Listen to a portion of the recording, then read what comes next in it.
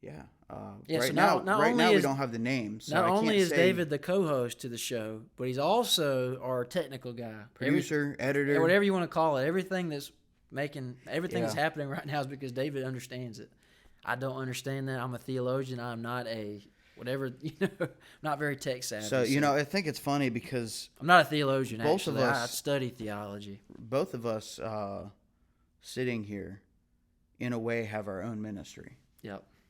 I never thought that if you were to ask me in high school, I never would have thought that in 2024 going into 2025, I was going to be working at a mega church. Right.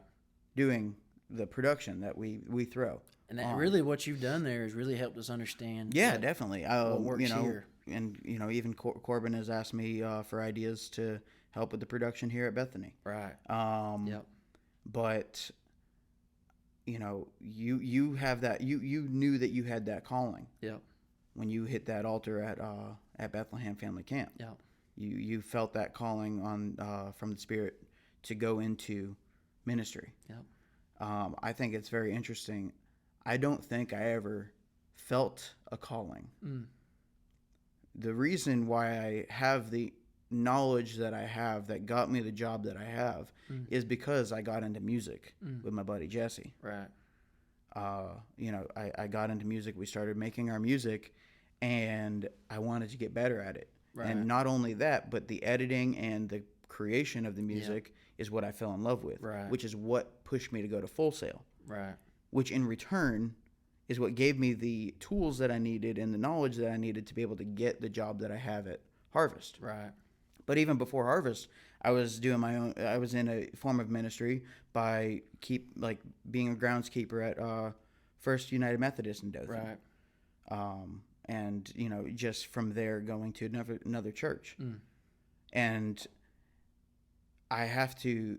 I just think it's really interesting that I never. You mentioned how you felt your calling. I never felt that. But here I am. Yeah. Because God works, God works in mysterious ways, and a lot of times on different people, and I've met a lot of guys that they weren't sure about what exactly God was calling them to, sure, until they started doing whatever that was, and they knew that was where they needed to be. I was just talking to my brother about this recently. There's two things I really believe that can help somebody really discern where God's calling them and what He's wanting them to do. There's two things. First, your giftedness. Look at your giftedness. Look at where God's given you ability.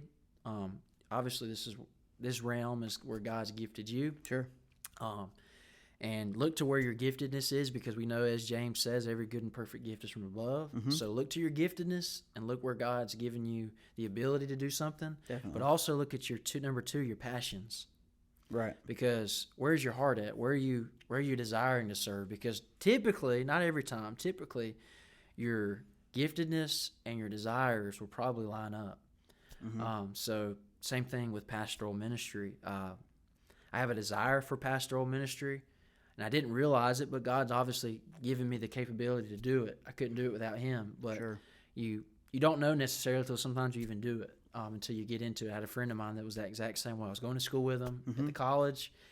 He struggled with his calling, what he needed to do, until he got into a youth ministry position, and now he's in love with it. So sure. Sometimes it's just the way that God works.